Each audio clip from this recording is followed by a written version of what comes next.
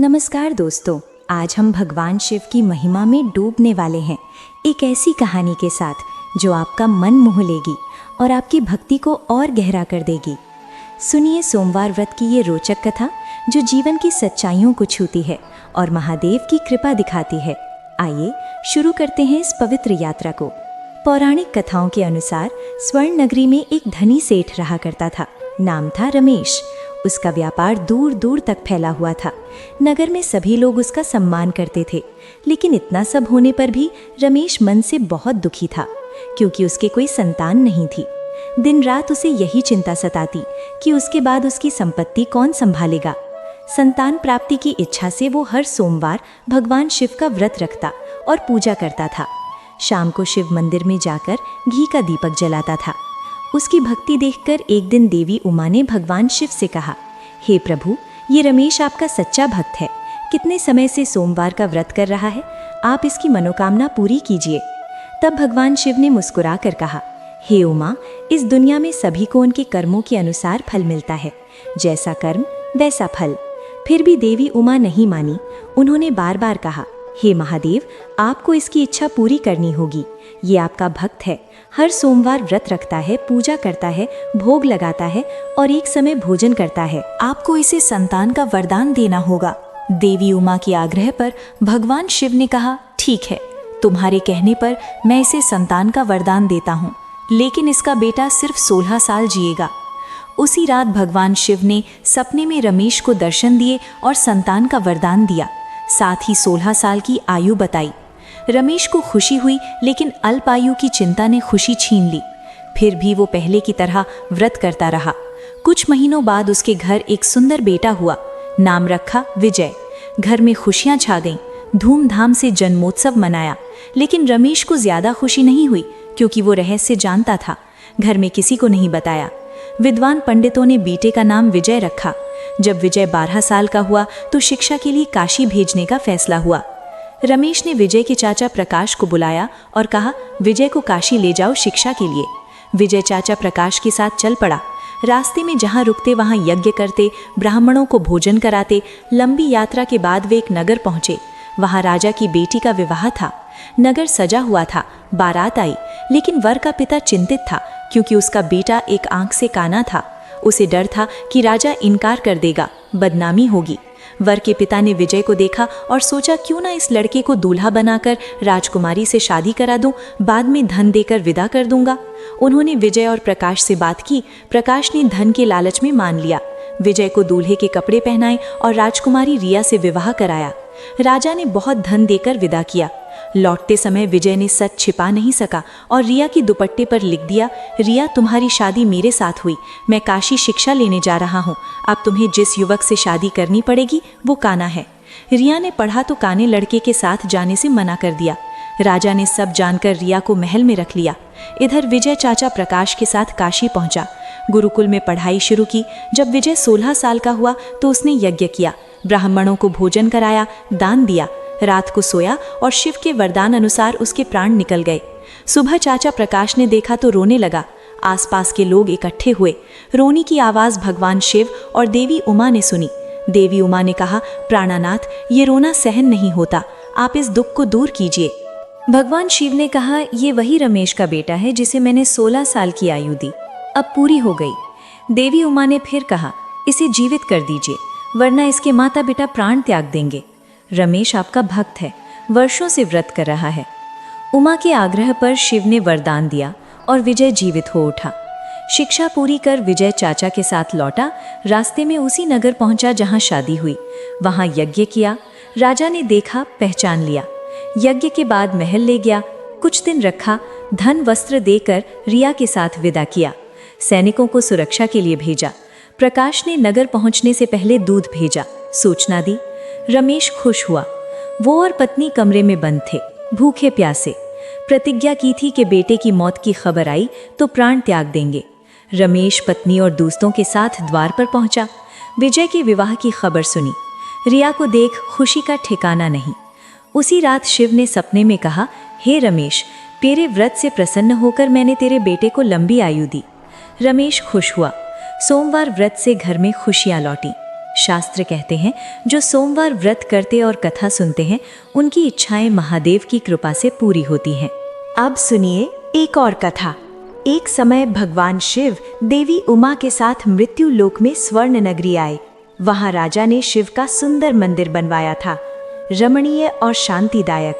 शिव और उमा वहां ठहरे। उमा ने कहा, हे नाथ, आज यहाँ चौसर खेले। खेल शुरू हुआ। शिव बोले, मैं जीतूंगा। बातें होने लगी। तब पंडित पूजा करने आए। उमा ने पूछा, पंडित बताओ जीत किसकी होगी? पंडित ने कहा, महादेव जीतेंगे क्योंकि वे पारंगत हैं। लेकिन जीत उमा की हुई तो उमा ने पंडित को कोढ़ का श्राप दिया कि तूने झूठ बोला। पंडित को कोढ़ हो गया।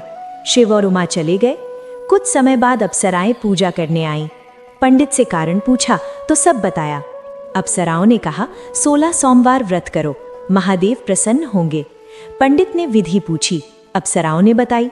पंडित ने श्रद्धा से व्रत किया, उद्यापन किया और रोग मुक्त हो गया। कुछ दिन बाद शिव और उमा फिर आए। पंडित को स्वस्थ देख उमा ने पूछा, श्राप से मुक्ति कैसे मिली? पंडित ने कहा, अप्सराओं ने 16 सोमवार व्रत बताया। उमा ने भी व्रत किया तो रूठे पुत्र अर्जुन प्रसन्न होकर आज्ञाकारी बने। अर्जुन ने पूछा, हे माँ, मेरा मन तुम्हारे चरणों में क्यों लगा? उमा ने व्रत का महात्म्य बताया। अर्जुन ने व्रत किया तो बिछड़ा मित्र मिला। मित्र ने विवाह की इच्छा से व्रत किया। परदेश गया, वहां राजा की बेटी का स्वयंवर था। राजा ने प्रण किया, हथनी जिसके गले में माला डालेगी उसी से शादी। मित्र कोने में बैठा, हथनी ने उसे माला पहनाई। राजा ने धूमधाम से शादी की। दोनों सुखी रहे। एक दिन पत्नी ने पूछा, हे स्वामी, किस पुण्य से ऐसा हुआ? मित्र ने कहा, अर्जुन से सुने 16 सोमवार व्रत से। पत्नी ने संतान के लिए व्रत किया और गुणवान पुत्र मिला। पुत्र बड़ा होकर राज्य की कामना से व्रत किया। राजा के स्वर्ग सिधारने पर उसे गद्दी मिली। फिर भी व्रत करता रहा। एक दिन पत्नी से कहा, पूजन सामग्री मंदिर ले चलो, लेकिन उसने दासियों से भिजवाई, खुद नहीं गई।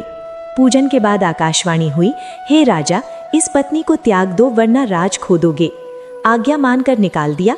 पत्नी भाग्य कोसती पेड़ के नीचे बैठी। बूढ़ी औरत आई, दुखड़ा सुनाया। पत्नी बोली, पूजन सामग्री नहीं ले गई तो निकाल दिया। बूढ़ी ने कहा, मेरा काम कर।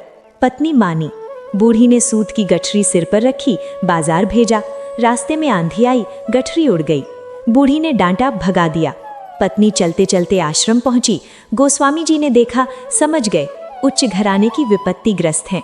धैर्य बंधाया, बेटी यहाँ रहो, चिंता मत करो।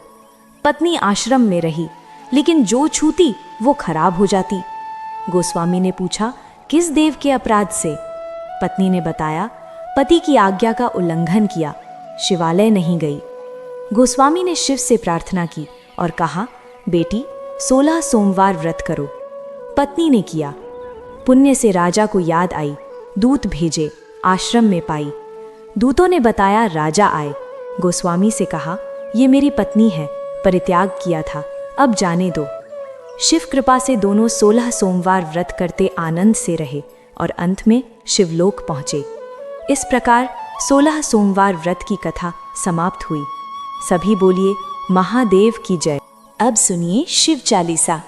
जय गणेश गिरिजा सुवन, मंगल मूल सुजान, कहत अयोध्या दास तुम, देहु अभय वरदान। जय गिरिजापति दीन दयाला, सदा करत संतन प्रतिपाला। भाल चंद्रमा सोहत नीके, कानन कुंडल नाग फनीके। अंग बौर सिर गंग बहाए, मुंड माल तन क्षार लगाए।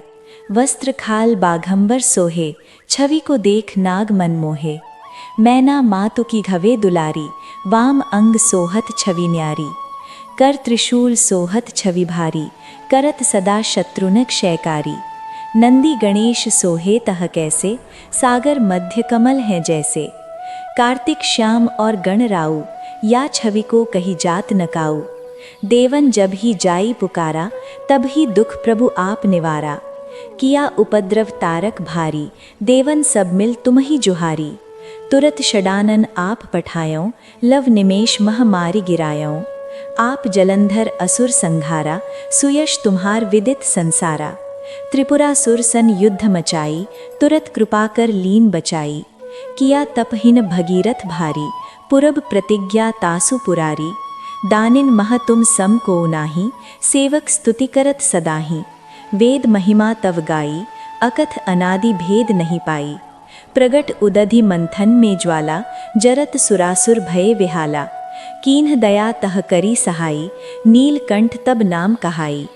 पूजन रामचंद्र जब कीन्हा, जीत के लंक विभीषण दीन्हा। सहस कमल में हो रहे धरी, कीन्ह परीक्षा तब ही पुरारी।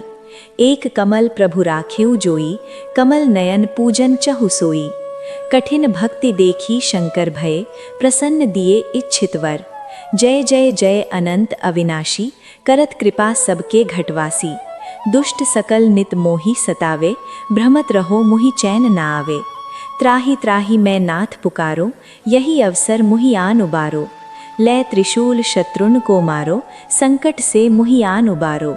मात पिता भ्राता सब कोई, संकट में पूछत नहीं कोई। स्वामी एक है आस तुम्हारी, आए हरमु अब संकट भारी। धन निर्धन को देत सदाही, जो करी जांचे सो फल पाही। अस्तुति केह विधि करो तुम्हारी, क्षमहु नाथ अब चूक हमारी। शंकर हो संकट के नाशन, लगन भंडार तुम बिन ठौर नाही। योगी यति मुनि ध्यान लगावे, शारद नारद शीश नवावे। नमो नमो जय नमो शिवाय, सुर ब्रह्मादिक पार न पावे।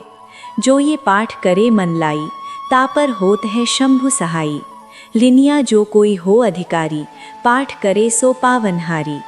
पुत्रहीन कर इच्छा जोई, निश्चय शिव प्रसाद ते ही होई। पंडित त्रयोदशी को लावे, ध्यान पूर्वक होम करावे। त्रयोदशी व्रत करे हमेशा, तन नहीं ताके रहे कलेशा। धूप दीप नैवेद्य चढ़ावे, शंकर सन्मुख पाठ सुनावे। जन्म जन्म के पाप नसावे, अंतवास शिवपुर में पावे। कहे अयोध्या आस तुम्हारी, जानी सकल दुख हरऊं हमारी। नित्य नेम कर प्रातहि पाठ, करो चालीसा तुम मेरी। मनोकामना पूर्ण करो जगदीश। मगसर छठी, हेमंत ऋतु संवत 64 जान। अस्तुति चालीसा शिवही की, पूर्ण कीन कल्याण। ओम जय शिव ओमकारा, स्वामी जय शिव ओमकारा। ब्रह्मा विष्णु सदा शिव, अर्धांगी धारा। ओम जय शिव ओमकारा। एकानन चतुरानन पंचानन राजे, स्वामी पंचानन राजे। हंसासन गरुड़ासन वृषवाहन साजे। ओम जय शिव ओमकारा। दो भुज चार चतुर्भुज, दश भुज अति सोहे। स्वामी दश भुज अति सोहे। त्रिगुण रूप निरखते, त्रिभुवन जन मोहे। ओम जय शिव ओमकारा। अक्षमाला वनमाला मुंडमाला धारी, स्वामी मुंडमाला धारी। चंदन मृग मद सोहे, भाले शशिधारी। ओम जय शिव ओमकारा। श्वेतांबर पीतांबर बाघांबर अंगे, स्वामी बाघांबर अंगे। सनकादिक गरुड़ादिक भूतादिक संगे। ओम जय शिव ओमकारा। करके मध्य कमंडल चक्र त्रिशूलधारी, स्वामी चक्र त्रिशूलधारी। सुखकारी दुखकारी जगपालनकारी। ओम जय शिव ओमकारा। ब्रह्मा विष्णु सदा शिव जानत अवधि का, स्वामी जानत अवधि का। प्रणवाक्षर में शोभित ये तीनों एका। ओम जय शिव ओमकारा। त्रिगुण स्वामी जी की आरती जो कोई नर गावे, स्वामी जो कोई नर गावे। कहत शिवानंद स्वामी मन वांछित फल पावे। ओम जय शिव ओमकारा। ओम जय शिव ओमकारा, स्वामी जय शिव ओमकारा। ब्रह्मा विष्णु सदा शिव, अर्धांगी धारा। ओम जय शिव ओमकारा।